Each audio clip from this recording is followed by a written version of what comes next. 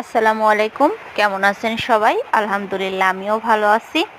Sonia agro farm থেকে আমি সোনিয়া সরকার বলছি। আজকে আমার ছোট মেয়ে আসছে মুরগির ঘরে খাবার দেওয়ার জন্য। তো যারা আমার লোকেশনে এসে মুরগি নিতে চান, আমার কাছে পাবেন একদিন বয়সের টাইগার মুরগির বাচ্চা, একদিন বয়সে ফাউমি মুরগির বাচ্চা এবং গলাশিলা হাইব্রিড মুরগির বাচ্চা। যাদের লাগবে দ্রুত যোগাযোগ করবেন। আমার লোকেশন সাথিয়া পাবনা। স্ক্রিনে পরিষ্কার করো।